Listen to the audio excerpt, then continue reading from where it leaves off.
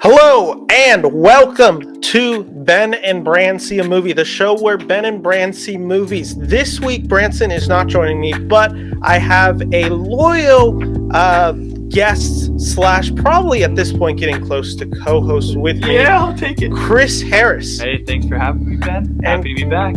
Chris, I'm really excited to be talking about this specific movie, Get Out. Mm-hmm. This is a movie that if we could talk about it 3 times on this podcast, I would talk about it 3 times on this podcast. I think we could have three like times worth to talk about. I think we could too. Let me move this chair because it's a little squeaky. So anyway, I've already spoiled the movie we're talking about today. We are talking about the 2017 Jordan Peele directed and written film Get Out. 5 years ago? 5 years ago, February of 2017. He's and coming out with his third movie. And that's why we are talking about Get Out this week in particular, because Nope's coming out on the day of recording this, which is the 20th. It comes out tomorrow, the 21st. I have our tickets, which I forgot to tell you. I bought our tickets earlier today. We're going to see it Thursday night. I'm so hyped for this movie. I kind of can't believe Jordan Peele is who he is. Like, in the sense that he just keeps putting out these movies and they keep, I mean, I guess I shouldn't say like keeps, he's only done 3 so far, but he's put out 3 movies. Nope's getting incredible reviews. I've been kind of shocked. I thought this was going to be a little bit more divisive. I thought this was going to be the film that maybe we saw lower Rotten Tomatoes. You know, as a director develops and they decide to do more bold and ambitious things, they take swings that don't always hit. The fact that it's sitting at pretty damn good reviews right now, the fact that people are pretty excited about that, the fact that I'm already hearing Keke Palmer's name for Oscar nomination, that's crazy. Is crazy. Yeah, I think one of the things that's made me really hype is that although the trailer, like, we look like we know what's going to happen, it also is very vague at the same time, and I like that a lot. It has the audience really like itching for more going into the movie, and the movie's runtime is like a little bit over 2 hours, right, or something like that. I think it's like 2:15 or something, 2:11 like that. or something like that. I think I saw it, and I am just like, I just have very high expectations, and I think that those are reasonably set, though. Yeah, and I think the thing I'm most excited for, and it was something I was talking to you about a few days ago, was the idea that even if this movie is bad, I'm going to respect the movie. Yeah, 100%. Like, there's something about the craft that Peele brings into a movie that it's just admirable. Like, Us, for its issues, which I love Us. Us might be actually my favorite Peele film. Didn't you say you liked Us more rewatching it than Get Out, but you just watched Get Out again and you really, really enjoyed it? Yeah, I think the thing that I really respond to in Us is just, one, you can see the bigger budget of the film. You really get to see his scale and his direction. I think Get Out is the better script and the better story. I think Us is the more impressive directorial effort, if that makes sense. Yeah. And I'm just, like I said, I'm really excited for this. I think he's one of the most interesting guys working in Hollywood.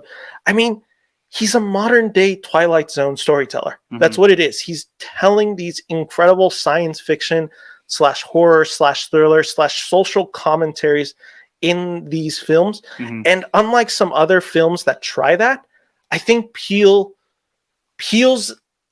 the way he delivers social commentary is much more impressionable to me than, let's say, a movie like, I'm trying to think of a recent one, Don't Look Up, for instance, which is a movie I think misses its mark a lot of the times on its social commentary. I think what he does so well in this movie is he has a real purpose to it, and it feels very controlled and really thought out, where a lot of other times I feel like it can just be a lot of anger but no control, and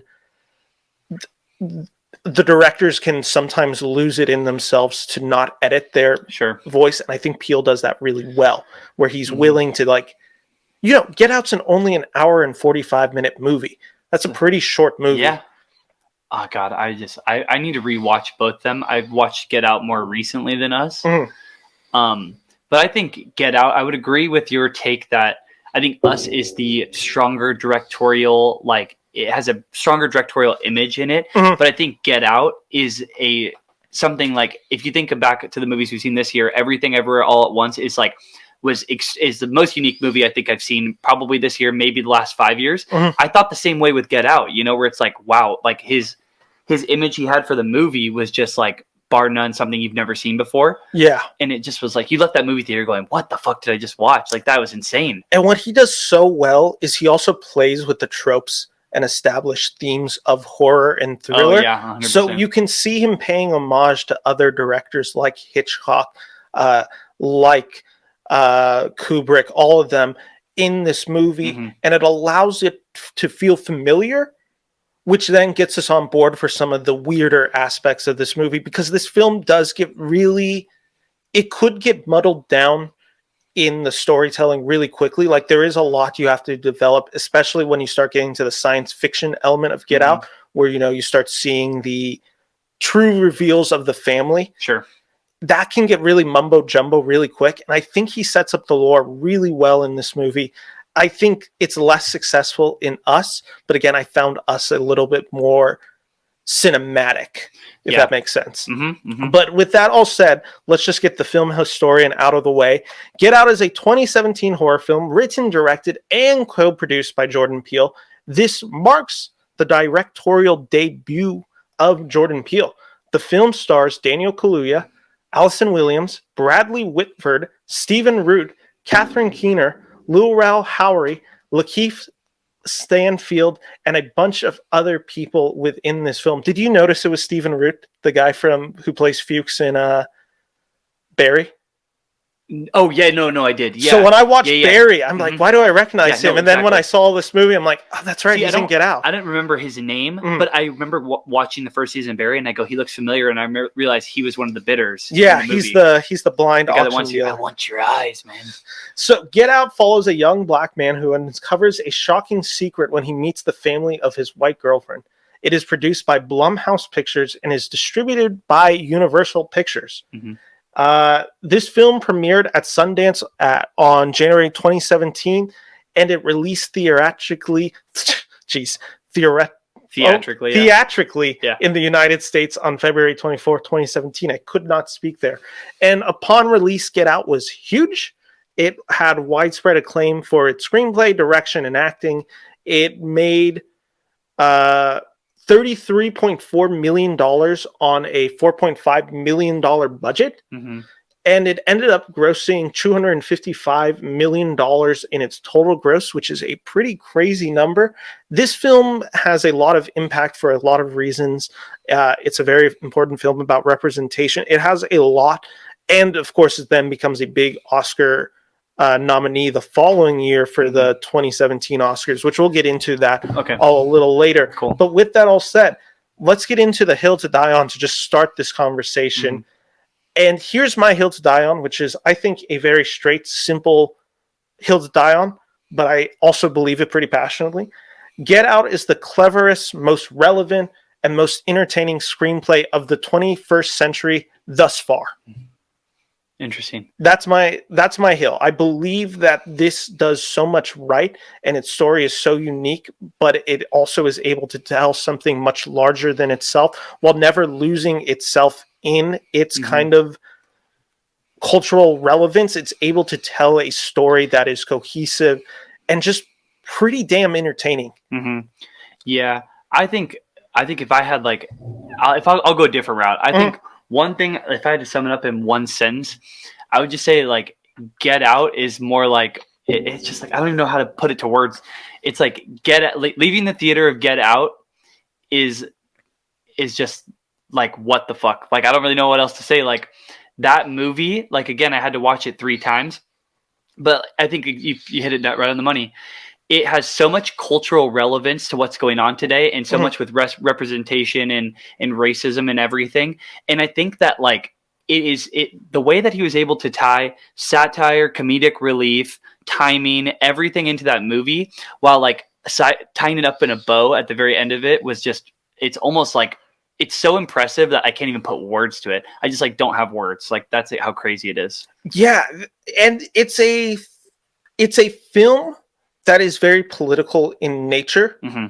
but it never feels like it's talking down to the audience, or it never feels like Peele is saying, I'm smarter than you. There are a few scenes in the film that, had they been performed or written a little bit differently, I think there's a smugness to the film that doesn't work. This film can't be smug. Exactly. And the thing is, like, to go back to what you said about the script of Get Out, is that they never directly say anything like controversial outright in the script by any means. It's all like hinted at, or like they make jabs at it and they quickly go off of it, or like it's just like, it's never just like in your face controversy.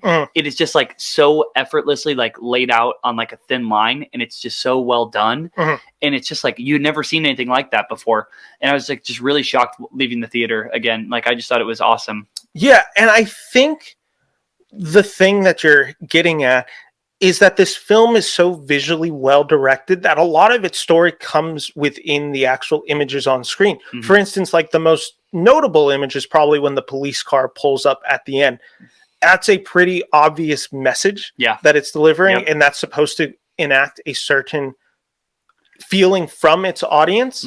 That's a point of just great storytelling right there, because again, a not even a lesser director, but I think with the hands of another writer, that scene could have felt very spoken aloud. Like, this is what's happening. Yeah, I remember. Well, to piggyback off what you said, I think one scene that had me feeling that way as well was the scene where they pull up to the house for the first time. I forget Daniel Kaluuya's character's name. Chris. Yeah, Chris. Okay. Well, yeah, Chris. And I think the girl's name is Rosie, right? Rose. Oh, Rose, right? Okay, so that's funny. Yeah, I don't know.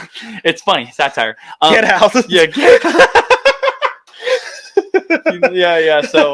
So like when they pull up to the Rose's house for the first time, and he sees all of the yard person, the landscaper, and the maid are both, black. That like really set the message right when they got to the house. Like, he was like thrown off and didn't really know what to understand. And I was like, okay, it's going to be like this. You know? And there's a lot of scenes like in that first scene, since we're just on the topic right now, there's so many lines in that beginning where you're just getting the tone of the film right away. There's so many just like casual lines, and they have to be casual because it's all casual racism. This film does not address, like, I think, the notion of what we see as racism. No, I think what essentially what this film is critiquing is white liberalism, where it's this idea of like, oh yeah, well, the only ones who are racist are the ones who are clearly racist, the ones who are like going out there waving the Confederate flags, walking around with Nazi symbols, like all that stuff. Like, that's not who this film's targeting. And the thing is, like, obviously, if you haven't seen the film, like, we're spoiling it, but it's like at the end of the movie, there's a lot of science fiction that goes into it, obviously, and a lot of it is just like they want like the black people's abilities, like their like athleticism, whatever it might be, their eyesight, something along those lines. And it's like, it like tones it away from like racism in a very interesting way, and something that's like almost like a twist in essence, where it's like, who thinks of that but Jordan Peele, Well, I think that's also the thing of us just being white, where it's just like there is a disconnection with us, that we don't have these types of experiences, where someone who does live that life every day, who lives being black in America, they're going to feel certain scenes within this movie. So there's like certain lines throughout this movie where it's like, when the dad says, I would have voted for Obama 3 times, thus I'm not racist. He doesn't say, thus I'm not racist. But it's so implied. That's what I'm saying. Like, when they like all want their natural abilities of like, athleticism, whatever it is, it never fully addresses that. It literally just like, they just like say it very like subconsciously, or like under the belt. Like, it's just like very, it's casual, right? Yeah, like, exactly. It's so casual and everything. It's the stuff that people, and we are often can also say just every day, that we don't perceive as being racist, but have racist undertones because of the system that it's built, and also just our notions of whiteness / blackness, and how it can, how we interact with that. And I like, because there's so many lines in there, like there's so many lines that are so blatantly racist, yet you hear them all the time in just topics of conversation, like black being trendy is one of the characters says. There's one quote where the one that just comes to mind immediately is when Daniel Kaluuya, Chris, goes to the landscaper, and he's like, "It's good to have another brother around," and then the guy just like he doesn't say anything along those lines, and he was like really thrown off. Yeah, because it's like, a white guy reacting to like that, and they don't know how to. It's so genius. Yeah, you know? And it's because it's all about the body. What this movie does is, again, what I think the common argument would be for a more conservative racism, the more traditional racism as we see it.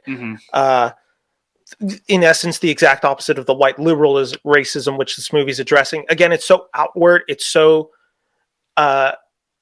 they're so dehumanizing that's how their approach is. This one's almost a fetish of the black body. I mean, there's so many scenes that are just playing on that notion. I mean, one of the most overt ones in this film is just the idea of the older white woman going up to Kaluuya and saying like, "Oh, well, you're good down there," or something like that, implying like, the racist stereotype of that behind it. Sure. That's what this film does so brilliant, where it's stuff that can feel kind in its nature, but under it feels so sinister, and the film portrays it as sinister because it's a horror film, so we know something is wrong, but you just hear that stuff in general. Yeah. Like, we hear that all the time in the media, how it's represented. I mean, we're big NBA players. We hear that from sports journalists all the time, where they say something where it's just like, "Oh yeah, he's got the genetics," or whatever. Like, he comes from like a lineage or whatever, or he's just like, his dad was an athlete. Of course, he's going to be good. Like, black is trendy. Like, some of the ideas that we hear in sports is an easy one, but it's all throughout. And like I said, this film's so interesting because what this does, it also points out that culture is so predominantly controlled by rich white people, like, in general, and it tells us, what to wear, what to watch, run the schools, it runs the government, all that. And that's what this film's talking about. And some of these ideas maybe aren't as heavy, but it's all exist within this film to give it an overarching feeling of kind of crushingness. Yeah. And one thing also to note that I thought was really interesting is Peele makes it a point to show that in this film, white people know how to possess their whiteness to control black people. Again, that scene I think is best kind of exemplified in the scene at the end with Rose, where she's like, police, like, help. Like, she's clearly, you can tell, and then his face where he was like, oh, shit. Yeah, they're clearly playing on the notion of police encounters with black police brutality. Yeah, exactly, police brutality. So it's just a lot of that stuff, and it's done so well. And I think that's the strongest elements of this film. I think the story is just so well done. It's so wickedly smart in its way. It's so scary adjacent, I would describe it. It's not a traditional horror film. No, but I don't even know if I would consider it horror. Like, it has horror aspects. Like, it has disturbing images and everything. Like, but it is really more like a science fiction thriller, like, in essence, right? Yeah, he calls it a social thriller, social commentary thriller, I believe is what he calls it. What I think is so well about it is it takes kind of the broad outline / strokes of horror and then just tells its own story. But he's using the conventions of horrors. He's using these either scary images. He's using a little bit of jump scares. He's using music. That's really interesting you say that. I thought one thing to like add to what I thought was probably one of the strongest parts of the film. I thought the score was absolutely unbelievable. Agreed. I think that the score is fantastic. That scene. So I think a very famous scene in the movie is when the guy is the landscaper is sprinting right at Chris, and he's like getting coffee or something. He's up in the middle of the night, and he was like has to take a double take. And the score is just so like high strings, just immediately in your face. Like, this came out of nowhere. Yeah. The score composed by Michael Abyss is his name. Fucking phenomenal. It is a great score. God, I thought the beginning of it, where it's like, even when they're just showing like bushes or like cutting to like the forest or whatever it is, and they're driving in the car, it's just so thought out, so well thought out. Everything is calculated in this movie. And it's just like Jordan, again, it goes back to Jordan Peele and his vision for what he wants in like this visionary masterpiece, Yeah, he thinks everything out so well because this film does use foreshadowing quite well at the beginning. Like, there are scenes upon rewatching it, because I think this is only my second time rewatching this movie, maybe third. I saw it once in theater. I probably saw it once when it came out on Blu-ray. Did you like it when you left the theater? Yeah. Oh, yeah. I was a huge fan of this movie. This definitely made my top 5 list of 2017, and I'm going to go back later and actually talk about, I think, the legacy of this film and how I think it's actually probably risen a lot since 2017. I think when people make these kind of movies, or like kind of have like set out to make controversial, social experiment kind of movies like this, I think they're going to look at Get Out for a lot of tendencies and a lot of things that they can grab from it and like learn from, Mm-hmm. I think that's a fair point, fair case. Everything, like I said, in this movie, just, it pays off so well. Mm-hmm. Like, there's just great pacing in this film. Again, the fact that it's only an hour 45, like, you're in and out of this story. I kind of forgot how quick this film moves. You start this movie and you're on the way to the parents' house, and it's just beat by beat by beat. I forget that, I believe his name's Rod Williams, is the TSA agent. The TSA agent. I forget that him and Kaluuya never actually come face to face till the very end of the movie. They're just talking via phone. There's no setup for this friendship. It is literally, we are in this story, and it moves at a really impressive pace. Again, the social commentary, it's unapologetically blunt. And it also like comes close to bordering on absurdism, but it needs to be like the science fiction elements of the end, where they're cutting off the heads. Like, that feels changing the brains and everything. Yeah, it feels so outlandish. Yet that's kind of the point, because it's making the point that racism is ridiculous in its essence. Like, the idea that somebody is above another person is just cartoonish basically, and that's what this film's getting at, and it does it again so much through visual storytelling, and it makes a lot of foreshadowing towards it as well, especially when Chris meets the parents for the first time. He goes in and the mom says that she's like a therapist or something along those lines, right? And then the father's a surgeon or a brain surgeon or something like that, and you don't think of it, but then later on, once the plot starts unraveling, you go, son of a bitch, like Peele totally hinted at that, and I just didn't think anything of it, right? Yeah, it is that foreshadowing, and then it's also able to use metaphorical like storytelling, like the sense of like the scene where Daniel Kaluuya's character Chris, he's sitting there and you think he's about to get taken in to get his head cut open by the brother, and he pulls the cotton out of his ears and bashes the guy's brains in. Like, that's again a very symbolic scene, like the fact that he's literally picking cotton out of his ears, which is a choice made by Peele. Peele like changed the fabric in the chair, so when he's pulling it out, I think it's just originally like just a normal. Well, it happens because fabric. he's scratching it, and then like all the cotton starts coming out, right? Like, yeah, but I'm saying Jordan Peele made the conscious decision to change the stuffing within the chair to change it to cotton for the symbolic metaphor. I don't even think have I told you my favorite scene in this movie? Hold off on that, because we actually have a category for that. Oh, I'm really excited to say it. I don't think ours are gonna be the same, which is really nice. When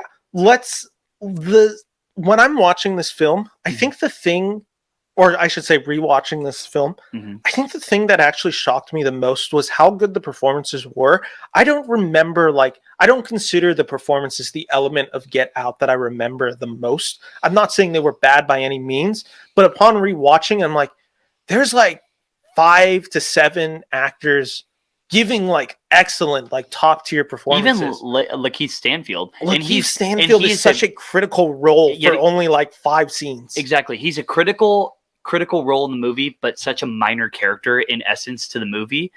But he's in the very first scene, and I didn't even realize. Yeah, I didn't realize first time, because you don't him. Think about it. You don't think to go back to it. It's all pretty well. I mean, there's so many characters like it. There's Kaluuya obviously coming in. Allison Williams, I was shocked with how great of a performance she gave. I didn't remember that. There's the only performance that I would criticize is Caleb Landry Jones, who plays the brother.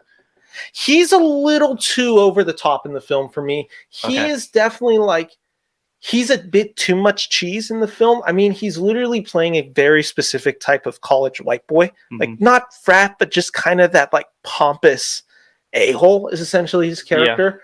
And his energy doesn't fully match the energy of the other characters, specifically of that family. He almost seems too much of a wild card to exist within this family and this organization. I get that there's a point to that, the point being like, racism comes in all shapes and forms. Yeah, I get that. This his performance stood out to me though, and not in the best ways. I think it's not a bad performance. I think it's just a little misplayed. You know who I think has the... Yeah, I thought the parents were phenomenal. They're fantastic. Keener's amazing. Yeah, as the mom. Oh God, amazing. And then the dad is Bradley Whitford, who's also just like he does the kind of the opposite of the son, where he gets to ham it up, but it's a very intentional, like kind of the dad humor of hamming it up, which works very well in the film. Yep. But yeah, so that's all the points. Oh, and I think we should mention Lil Rel, who plays the TSA agent. God, he's awesome. One of the funniest side characters in a movie. I think what's so funny about this character is he's literally a character that feels like he's pulled straight out of a Key and Peele sketch. Like the humor, like this is where you feel the Jordan Peele humor. Motherfucking A. Yeah, this is where you feel the Jordan Peele humor throughout, where it's just like, I mean, there's that scene where he's explaining it to the actual police and the detectives. Yeah. And he's like sitting there like, you know, like I was doing my detective work, like all this stuff. And then it's just like, they're watching him and then they just start bursting into laughter. It is kind of a, what is that? That's a very fourth wall breaking scene. Cause it is kind of our reaction to like, that's Jordan Peele essentially pitching the movie. Like there's going to be this movie where a black guy goes on vacation with a white girl. He gets kidnapped. The family turns him into sex slavery. I'm the only one who can stop it. Like that's kind of the pitch of the movie. Sure. And it does sound overtly ridiculous. And this is where I talked about like, had Peele not been careful, I think this scene in particular could have just felt like him almost believing in his own craftsmanship / hubris. Like he's almost buying into this hubris of like, I can kind of do anything. But the fact that like, it's actually well done. Like it's a very funny scene and it's a very effective scene. It works. But had this scene had the joke not landed, I think this scene could have been like, this is a step too far. Yeah, I agree. I think that he leads a lot of the humor in the movie. Like pure humor, not satire, not like controversial humor, but more just like humor in general. And I think if he misses on that, the movie does feel a little bit like just off maybe. And maybe just not as like I don't really know how to put words to it. But I do think he is a great part in that movie. I wouldn't say the best part. He's a great part in that movie. I would agree. Let's talk about the MVP of the film, which is I'm going to exclude Jordan Peele from this list because that's the obvious pick. Yeah, it can be anything. It could be any of the actors. It could be even the music, like the composer. It could be the cinematography. It could be anything. I'll say mine's first. I did give the award to... I had to give it to Kaluuya. Like, I just had to. Like, is it his first like movie where he was like the main actor of the movie? Yeah, this is his first real big performance. He's in stuff like Sicario. He's in other films. He's in Johnny English Reborn. Yeah, because this was his first movie, and then this really opened the door for a lot of the roles he would get in the future. He's in a ton of stuff. I remember him in Judas and the Black Messiah. Right, is one that he got nominated for. Yeah, his career post Get Out is kind of legendary. I mean, it's one of the best runs. So he has Get Out, followed by Black Panther as his next film. Great. Then Widows, then Queen and Slim, then Judas and the Black Messiah, then Honk for Jesus, Save Your Soul, which is a film that is coming out later this year with Idris Elba, and then Nope. Like, that's a pretty, like, crazy career. He gets nominated and wins for Judas and the Black Messiah for his portrayal of Fred Hampton. And you can say the same goes for, like Lakeith Stanfield. Like, he has Sorry to Bother You soon after. I think he gets cast in Atlanta. Yeah, and then what's the other movie? Either during this time or... he's in Judas and the Black Messiah. Okay. That's something. It's a pretty amazing role. So my nomination would be Kaluuya. Would you go someone else for MVP of this film? If you can't... I think if we're excluding Peele, I would probably tie it between the score and Kaluuya. Is it Kaluuya? Kaluuya. Okay, Kaluuya. I would tie it between the two.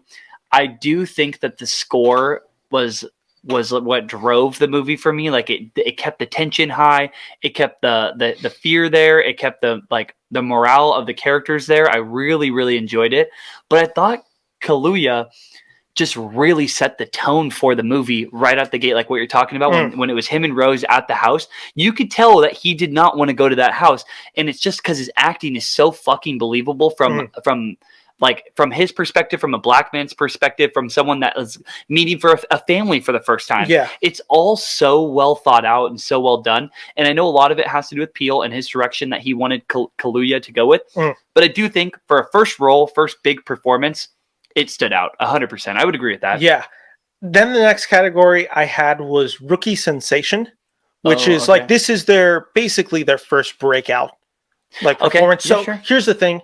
You can't exclude Jordan Peele off this. This is his first directorial debut and his writing debut of a film. Wait, so you said yes, that's going to be him? Or? He has to be the rookie sensation. Sure. Oh, if there was anyone else I gave the award to, because I define rookie very much like the traditional, like this is one of their first projects. Lakeith Stanfield's been acting. Kaluuya's been in films. Alison Williams been on the TV show Girls. I think I'm going to say him too. You had it wrong then because you said him. Oh, who is it? I had Betril Gabriel. Who's that? Betty Gabriel. She is Georgina, the housekeeper. Oh, interesting. She has to carry so much in this film because that scene where she breaks when the phone, like he's in the room and like it's like the unplug and you just see her face, like she starts crying, then smiling, then laughing, then like dread. Like she does all these emotions on a close-up shot for about 25 seconds. And that's like really when you're realizing like something is horribly wrong. And it sets up the Lakeith Stanfield scene, which happens next with the flash photography even better. So much of the film relies on this character being where they are because she's the first character we're introduced to where you're like, something's off, something's not quite right. So I think she has such a heavy burden to carry in this film. And I think as a rookie, she's able to do that so well. Yeah. So what's the TSA agent's name? Because that's who I was going to say. His name is I just had it. It's saw towards the top, right? Lil Rel Howery. Okay, so Lil Rel Howery. Okay. He, for me, that was the first movie, and I could be wrong that I've seen him in. That he had a major role in the movie, but everything I just said, kind of reiterated, I thought he drives the humor throughout the movie. And if he's not in this movie, I don't think you really look at Jordan Peele as a director and go, okay, that doesn't feel like Jordan Peele. It had to have humor. It had to have comedic relief in it where there's a lot of controversy. And I thought every time he was on the screen, I laughed or I really enjoyed watching him on the screen. I thought it's really interesting what you said, how Daniel Kaluuya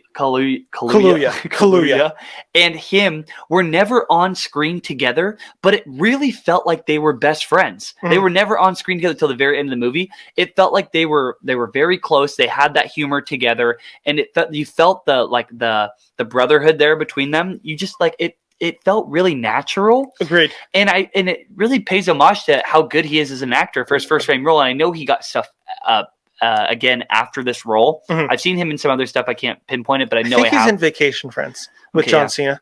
I'm pretty sure he's in that movie. I've seen him in something else too, but I thought it was awesome. I thought he was fantastic in the movie. Yeah, I agree. He is really good in the movie. You could easily go him. Again, he was kind of the thing where he's in the Carmichael Show, which is, I forgot what exactly. It's a sketch show from 2015 I to 2017. Movie-wise, but you're right. I think this is one of his earliest movies. Oh, it's got to be, yeah. He's great in the movie. This whole cast is really well.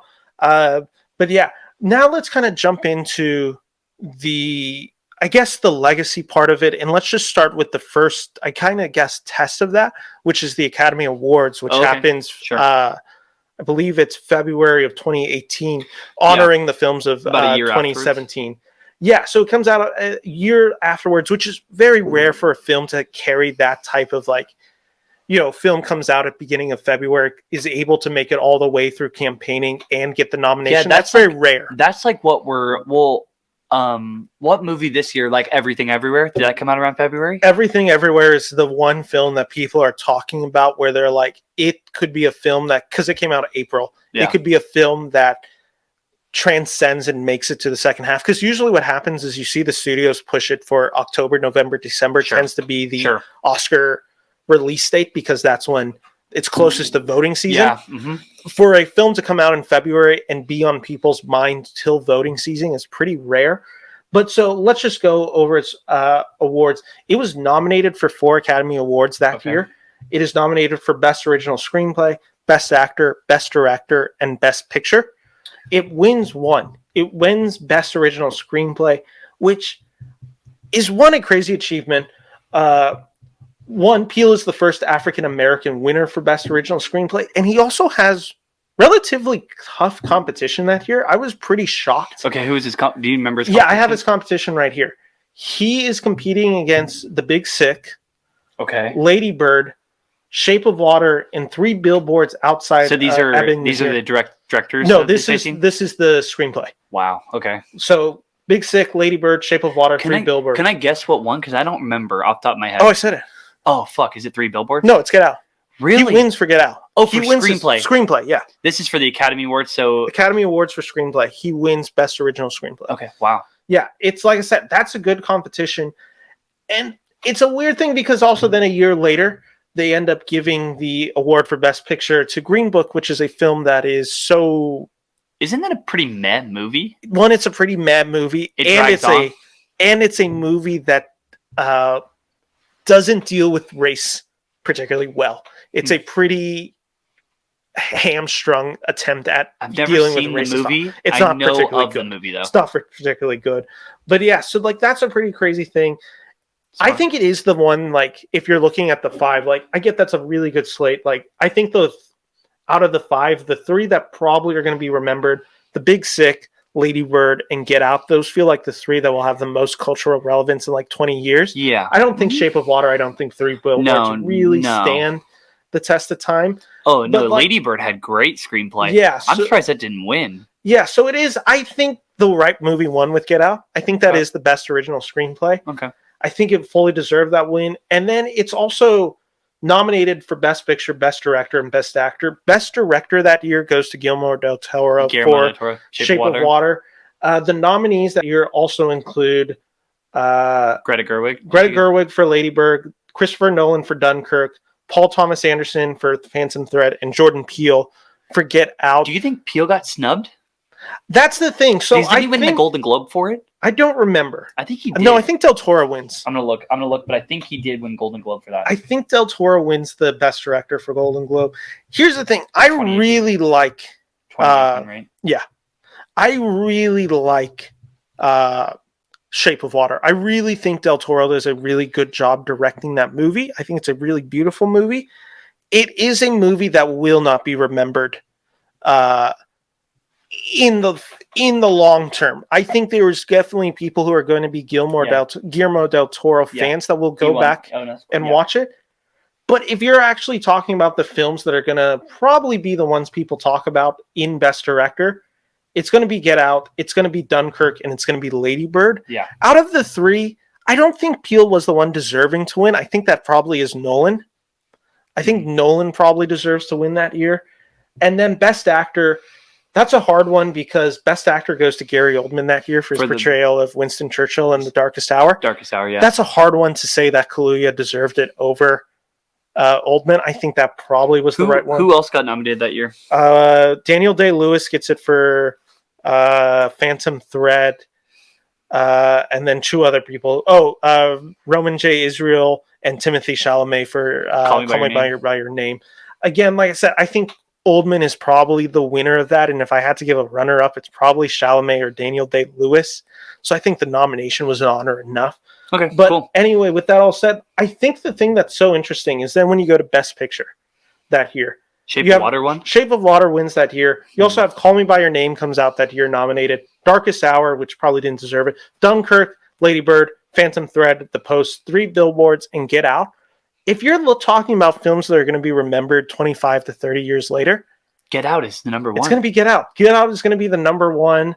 And then some of the other ones I think will probably have a good remembrance. I have a feeling Dunkirk will probably stand the test of time. Call Me By Your Name probably too. Call Me By Your Name, though the Armie Hammer stuff of the film now with his cannibalism controversies might not stand the test of time.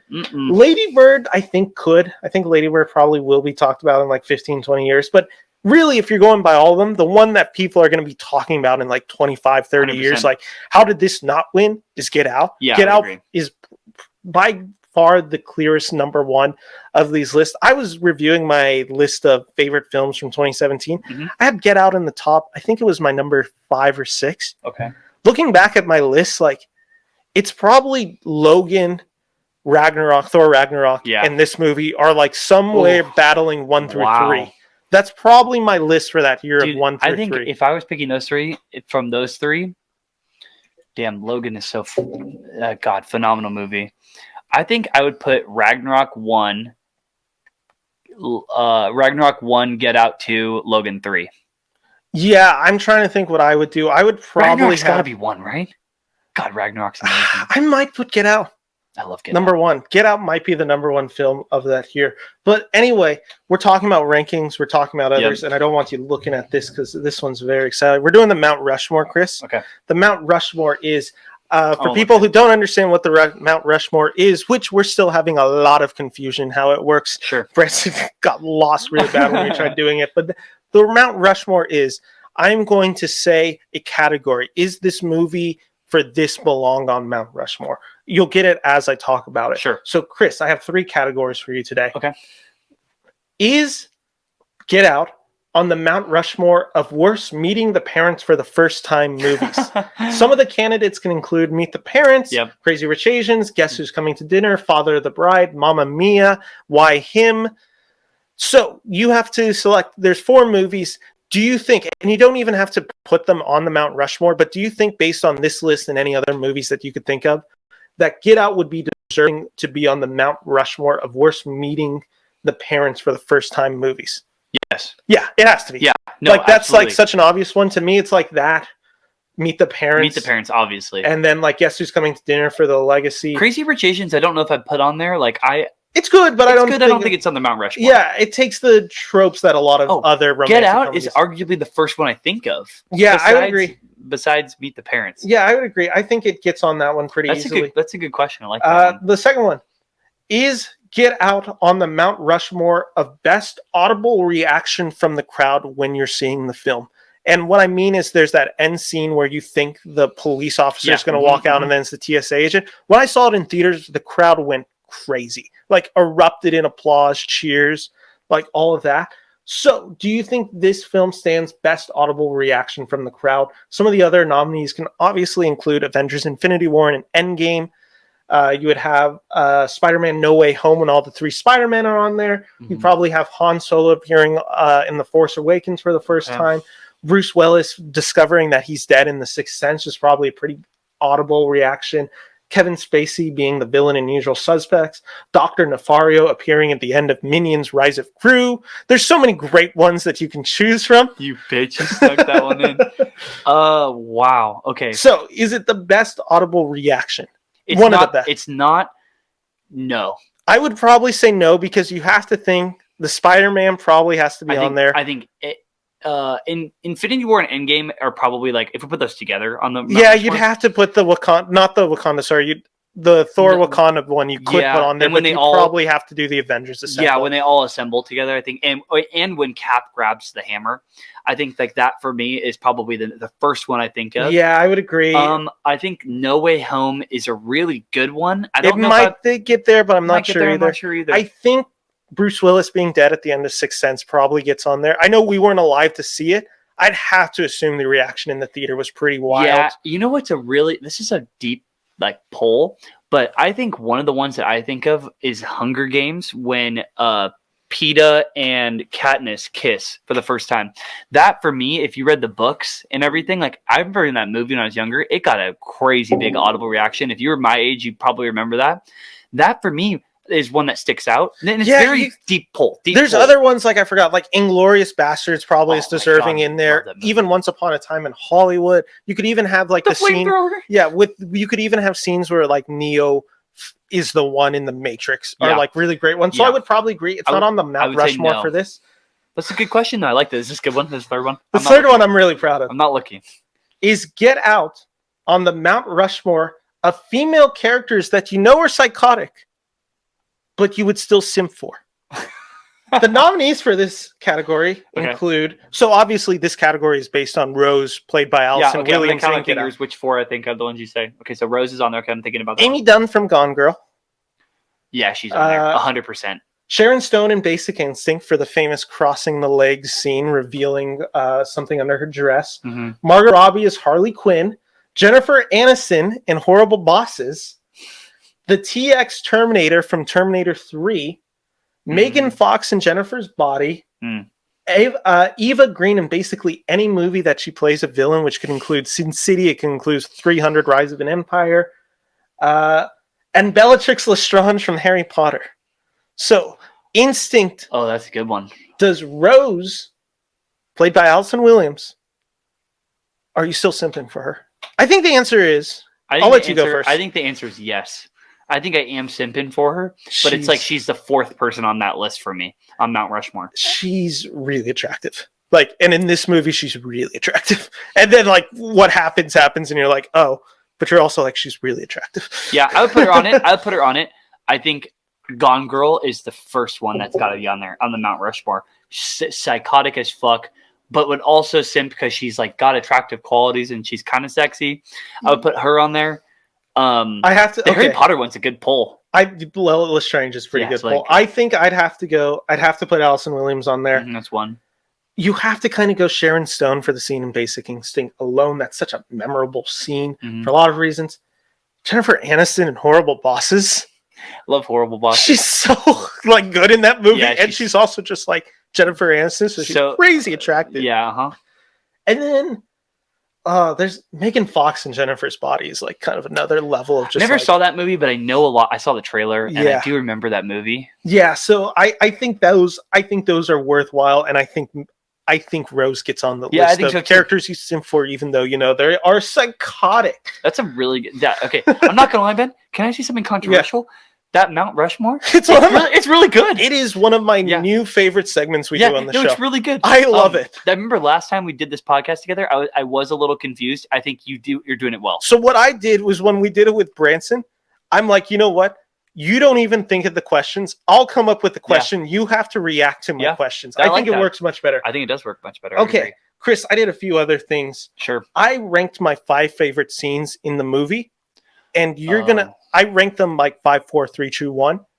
I'm going to say them in order from 5 to 1. Okay. And I want you to just react to my order as you hear. Sure. So let me say my order first, and then you can react. I think the one that I'm going to have on there, I don't think you're going to have on the list. Which will be really interesting. My number 5 scene is the hypnosis scene with Keener turning the tea. And then, like, it goes into the sunken place. That's my number 5. I think the sheer horror of that's like the most horrific element of the film, and the most that relies on just classic Twilight Zone scares. Sure. Number 4 is Todd Williams going to speak with the detective Leota. I already talked about how that scene is, to me, just the pure comedy of the film. Like, that's the comedy at the heart. That is the Key and Peele essence of this film on screen. Okay. So that's my number 4. Number 3 is Chris trying to escape, him looking for the keys, talking to Rose, and then him finally realizing Rose is, like, evil. And she just, like, her acting in that scene where she just transforms from, like, panicking, like, what's going on? And then he's like, he, like, clicks. He finally realizes. And he throws it back down and goes like this. He's like, "Where are the keys, Rose?" And just her face switching within a second.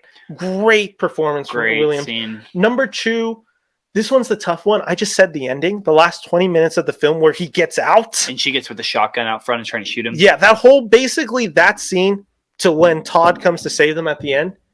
That's the number 2 scene, and then my number 1 scene, which maybe people are a little surprised with it. It's actually Andre/Logan, which is played by Lakeith Stanfield, yelling, "Get out." It's the scene where the flash photography hits and his, like, the nose bleeds, and then you just see him, like, the voice switches instantly. He's like yelling, "Get out, like, run," like, all this. That's my favorite scene. That's the scene where you just realize, like, how crazy this film's about to get. Yeah. And I think it just conveys everything so well. It's so just like, oh man, okay, it's so shocking. Okay, so all of those lists. Did I include the one you mentioned for favorite scene? No. Okay, what's yours? I'll just spitball a couple of them off the bat. I would agree, to no particular order. I would agree with the hypnosis for sure. Yeah. I think that's on there.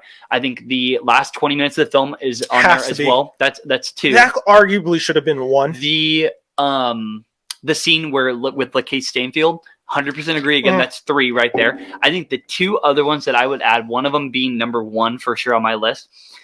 Another one I would add is when it pans to the auction. Yeah, the auction was the 6th. Like that was my honorable cut. That one could have easily made it on there. It's just so again, the music just gets so deep and so dark, and there's no words at all. It's literally him just putting something up and pointing and going like this, and then like everything, and then it's just like them auctioning off. And when you realize that they're literally auctioning off like all these like black people, I'm like literally like, that's the scene where the absurdism of racism is really on display. And it's also just like the shocking, like, because when you hear, I think what the trailer does so well of the movie is you knew that this film was going to get dark and it was going to explore themes of racism. You didn't quite realize like what it was. You didn't realize if it was kind of them luring them in and then something was going to happen. You didn't realize like, oh no, they're like literally putting their essence in these people, like these black people. Like that's the scene where you're starting to realize like something like far more sinister than the film already implied is going on, and it's so deep. Like it's going on so much. This is going to be I would agree. This is going to be my poll that you might not agree with, but I just think is my favorite scene in the movie, and it's with the brother, and it's when they're all at the dinner table, and he's like talking about a really good scene. He's talking. He's like, you can tell he's drunk. He's had wine. He's like what Ben said earlier. He's obnoxious frat boy. He's extremely obnoxious, and he's super over the top. He's like really getting in his face, and he's like talking about all of his genetics. He's like, with your genetic makeup, you'd be really good at like jujitsu. He's like, have you ever thought about jujitsu? He's talking about the mind game, again, foreshadowing to like everything that the mother does with hypnosis and everything, all the mind game stuff, like how he needs to be really strong, all that kind of stuff. You don't really realize it in the moment, but then he just flips and he has him get up. And then what I love is the mom taps like the table or something. And then like he knows that he's in the wrong. And the mom, he's about to like kind of go outburst. And the mom like calms him down and everything and hides that they're all like, trying to, hypnotize him and everything. I just thought the brother was so good in that scene. And I would agree with that you and that take, Ben, that I don't think he's great in the movie. I don't think he's a standout by any means. I think he's giving a good performance. He serves his purpose, But yeah, I think the character itself is a little misplayed in the film, and I think he's the weakest of the four family members. But I think that scene for me, where you could tell that Chris is extremely uncomfortable, does not want to talk about that by any means, and he knows that the brother's being racist. Like that's the one scene where he's being blatantly racist because he's drunk. Because he's had too much to drink. You're right. It's like his true persona coming out. Exactly. And that's the scene where Chris starts really realizing, oh my God, like he's racist and he's coming at me and he wants me to fight him. Like he wants me to literally fight him and prove that he can be stronger than a black person. And I was like, oh my God, like that's controversy without addressing it like directly, right? Yeah. And I loved the whole scene. I thought it was phenomenal. And then like they go upstairs and Rose is like, I'm so sorry about my brother, all this kind of stuff. And then they go to bed and like brush it off like nothing happens. I just thought it was so well done. Yeah. I love that scene. I think it's my favorite. I want to just address something because you keep using the word controversy. You're definitely meaning it in the way of like, just like what this film is about, not necessarily controversial to everyone, more in the sense of like the issue of racism. Yeah, I think to some is such a sore subject that they don't even want to address or talk about. I think it's just like, it is controversial topics that the movie dances around, but it's more like just playing it within satire. Yeah. That's how I would address that. I would agree. Yeah, but it is definitely has controversial moments. The one scene that I think I could add to the list is when you realize, because upon rewatch, you don't realize how much Allison Williams is doing throughout the film. Like the scene where they hit the deer. And she's just non-react. She doesn't react to it. It doesn't startle her because violence doesn't startle her. About that. Yeah, that's just another scene where you're like, oh yeah, this person's psychotic because like she shows no reaction. It's another really good scene to add onto that is when Chris goes into the closet and finds that like on that shoebox or something. That was going to be the next scene I mentioned, where you're just like, oh, that's Stanfield. Oh, that's the house. Nope. Made. Like that's so much of the scene is those little moments. Like even the fact, like you realize Allison Williams is emotionally manipulating the whole situation from Al, because she's the one like, oh yeah, we should leave. Like I can't believe my parents are doing this. Like let's leave now. Like all this. So you're genius. Like, oh yeah, she is a good like girlfriend. And then like that reveal comes because I think the first time I watched it, I actually didn't realize she was evil. I just don't understand how you think of that kind of stuff from Jordan Peele's perspective. It's pretty immaculate. It is genius. Yeah, it is absolutely genius. If you haven't seen Get Out, like one, what are you doing? But like two, it is just unreal. And I know you're going to segue into another question, so I'll throw it back to you. Yeah, that's really the main topic of this thing. We already discussed the legacy of this film. It's a film that basically then allows Jordan Peele to then make a film like Us with a much larger budget and have a $50 million opening weekend. Amazing. Like that's a crazy one. And I have a feeling Nope might just have that amount of success too. Like, and that's his third feature. Okay. Like that's a pretty crazy. Do you think Nope can, I don't know if this is a question you have planned for me, or for the podcast, but do you think Nope will be better than Get Out and or Us? Do you think, based off of your anticipation for the movie, the trailers, all that kind of stuff, do you think it has the potential to be better than it? I'm not going in with the belief that it is going to be better. I am going in with the belief that it is going to be a film that I've never seen from Peele. So it's going to make it such a unique viewing experience that maybe while I wouldn't quantify it as his best movie per se, it is a movie that I'm going to say, this has some of Peele's best work within the film. Yeah. That's how I would quantify it. I'd be absolutely thrilled if this is like my favorite of his three, because I love Us and Get Out. Like they're two of my, of the 21st century, specifically the 2010s, they probably both make the top 25 list. I really like both of those films. Yeah, and some of the best acting I've seen in the past decade with Lupita Nyong'o. And Us. Agreed. But yeah, I would agree with that. I don't think that I have the anticipation that it's going to be better, but I think I have a very open mindset that this is going to be, again, a third movie that is completely different realm from the past two. Mm-hmm. I agree. So let's end this before we jump into some of our closing thoughts. Let's do movie pairings, movies that you would watch if you were marathoning these movies or watch as a companion piece to it. Okay. So I have it broken down into three categories. The first just has to be related to cast or crew. So this can be anyone who's in the film. This can be the directors. This can be just anything that ties into the film directly with its cast or crew. I said Sorry to Bother You with Lakeith Stanfield being the tie-in. I think a lot of the films, while the films are not similar, I think they are addressing similar themes. It's a film that really does deal with the racism in America, how it's perceived, how white people perceive it versus how black people live it, all of these things. And it's a film that goes maybe even one step farther. And while I wouldn't necessarily call a ton of elements in Get Out, quote unquote, controversial, I would say Sorry to Bother You is because that film is not only obviously anti-racist, it's also very anti-capitalist. Mm-hmm. So there's a lot of things in the film that, and just for some of the scenes that happen in the film, there's a really shocking scene involving Armie Hammer rapping that if you've seen the movie, you know exactly the scene I'm talking about. Not Armie Hammer, it's actually Lakeith Stanfield, but he's performing a rap for Armie Hammer. Yeah. Plus then what happens in the third act with a transformation. Crazy. That film goes crazy. That film goes loco.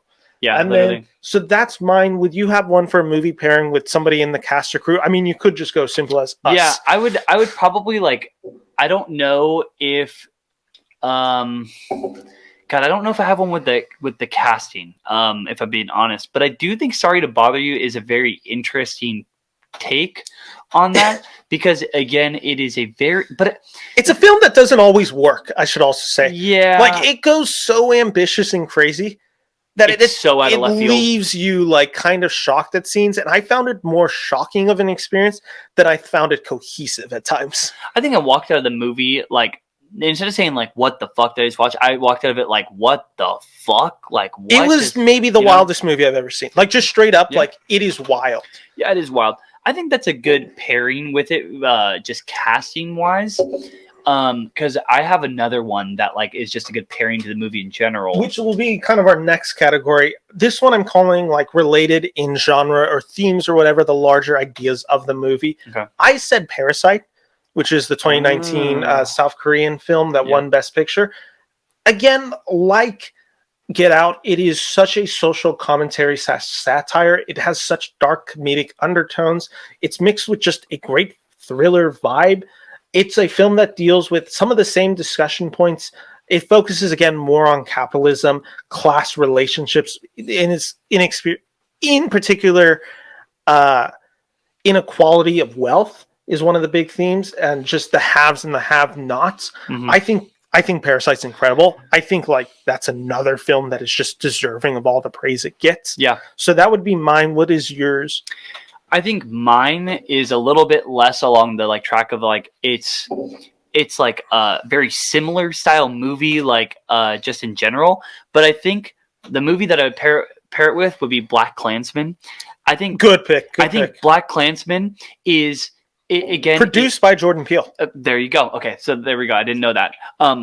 Black Klansman for me is my favorite Spike Lee movie because it has so much humor in it, and that makes sense that Jordan Peele produced it. It has so much humor that beats around the dead horse. Like again, it really does.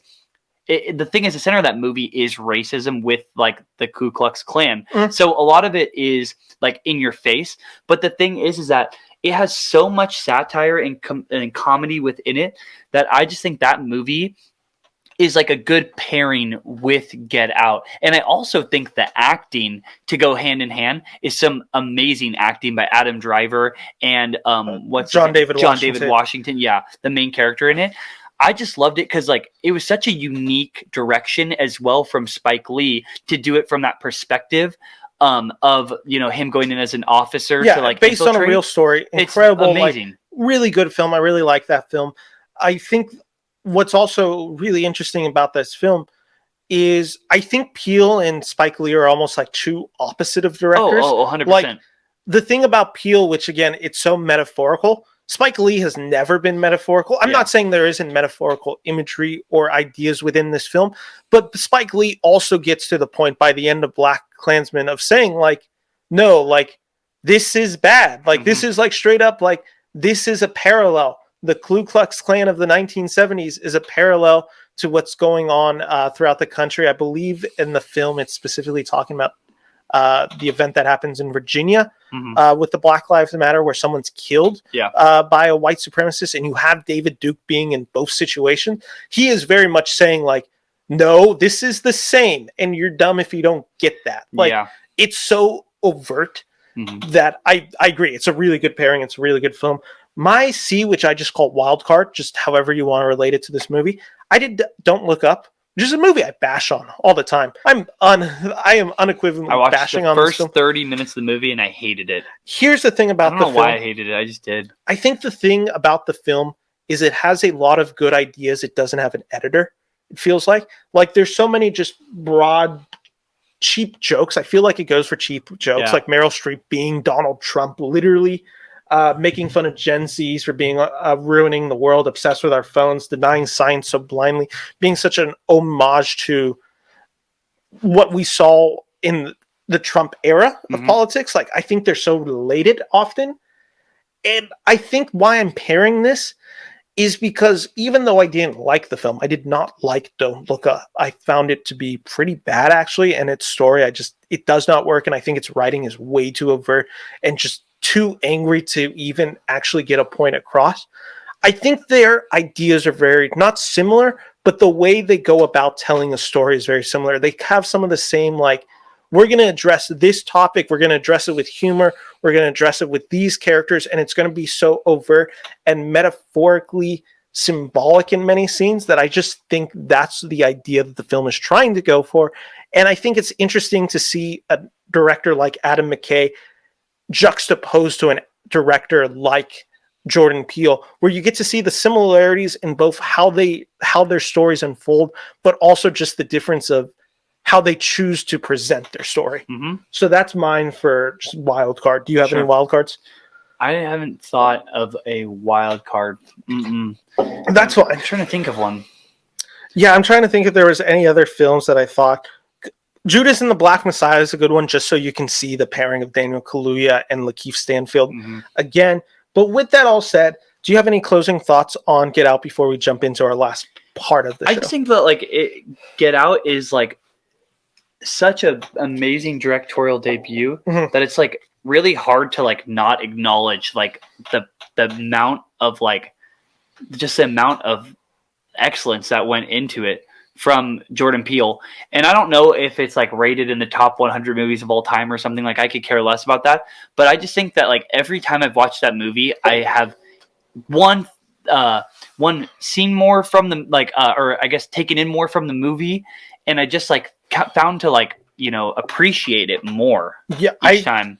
I agree, and the fact that you talked about directorial debut leads to a really natural conclusion of the show, where we're talking about the 5 best directorial debuts. I have some honorable mentions, so I can go first. Sure, yeah. Tell me if any of the directorial debuts or directors that I mentioned made your list. Okay. So I had 5 on my side list. Okay. I had Seth Rogen and Evan Goldberg for This Is the End. A really funny movie. Ryan Coogler for Fruitvale Station. That could have made it in really easy. That was my 5th one. Oh, that's your 5th? Yeah. Okay, then we can talk about it now. Yeah, I mean, I just like it was the first. I watched that movie when I was very young, and I haven't seen it in years. I haven't seen it in a long time, but I know how well that movie has held up. Like what a Get Out kind of instance. Like this is one of the reasons why I put it on here is because like I knew we were going to be talking about like Get Out. 10 years down the line, 20 years down the line, you're thinking about that movie and how well it is made. And in this movie, it felt the same way, kind of a little bit. It's crazy that film is probably more relevant today than when it came out in 2013. It also gives us the debut performance of Michael B. Jordan, which is a pretty incredible thing. Absolutely. So that was your honorable. That's my honorable mention. That's your number 5. Number 5. I had Sam Mendes on my honorable mention for American Beauty. Okay. I had Olivia Wilde for Booksmart, which is a movie I think is pretty underrated, funny. Oh, really? Yeah, I think that movie's really good. I've seen that movie before. I'm going to have to rewatch that. And then I have Quentin Tarantino for Reservoir Dogs, which was close. That's on your list? Where's that? That's my number 3. I have that number 3. It could have made my number 5 pretty It's one of my favorite Quentin movies. I think that's why. It doesn't really touch Inglourious Bastards. I think that's my favorite Quentin movie. But I think it is, like, again, it's like that dialogue heavy, in your face action humor that like really stood out for me from that movie. I just loved it. I thought it was such a good movie. Yeah, great performances too. Great performances. It's again what will become of Quentin Tarantino. We're seeing the early stages of what will become of him. So now getting to my top 5, I'm curious. I have a feeling we might have one. Same. Tell me if you have this one. This one was the one where I was like debating putting it on the list, but ultimately just how much I love the movie and how impressive it is and how great of a career he's had, specifically in animation. Put him on there. I put Pete Docter for Monsters, Inc. Yeah, I thought about that too. I didn't put it on here because I didn't know if we were going to do animated movies, but I thought about that one. And Pete Docter is so deserving to be on this list if you put him on there, The reason because I thought the same thing. I'm like, this is a director, but it's animated, so obviously, while there is a clear direction, he's also getting help from all the other people. He's getting help from the animation. So it's the issue of where does his directing stop, where the animators stop, where the storyboards, all that. Where does Pixar like get involved? That's the thing. But ultimately, it's such a great movie, and he is a guy that has such a distinct mark within Pixar that the fact that this is probably my favorite Doctor movie from Pixar. Yeah. Oh, yeah. My favorite Pixar movie in general. Yeah. If it's not, I think Incredibles is my favorite. This is probably my number 2. Yes, this is what you had at 5. That's not what I had at number 5. I did have Peele making my number 4. Peele did make my top. Peele was my number 2, just personally. He could have. I had 2 through 4 were close. Yeah. Okay. So you said Pete Docter is number 5. Number 5, Pete Docter. Number 4, Jordan Peele. We've already talked about why Peele's deserving of that. Yep. But anyway, do your 5th and 4. So my 5th one is Robert Eggers for The Witch. Good choice. I had him on. I thought about it, and then I just ultimately thought about like of all the films on here, I'm probably gonna rewatch these films first. But it's a good one because it's such a distinct style and it's such a hard film to direct. Oh, wow. And he does not hold your hand throughout that film. No, not at all. And we just rewatched that movie, Ben and I, together. Had you seen it? Yeah, I had seen it before. It's been a long time. I had never seen it. Oh, okay, yeah. So I had rewatched it. It was Ben's first time watching it, and it's not that very in your face kind of horror movie, but it is very unique to his style, and you really see that through his next 2 movies that he creates. And you think back to it, and you go, "Wow, like this is a really good directorial debut for me." I had him at number 5, and then like what I said earlier, I had Ryan. I had Fruitvale Station at 5, and then I had Robert Eggers at 4 with The Witch. Number 3, I'm curious if you'll have this. I had 3. I already said my 3 as well. It was Reservoir Dogs with Tarantino. Okay. And then hang on, let me say my 3. Okay. And then we'll be on our top 2. My number 3 is James Cameron for The Terminator.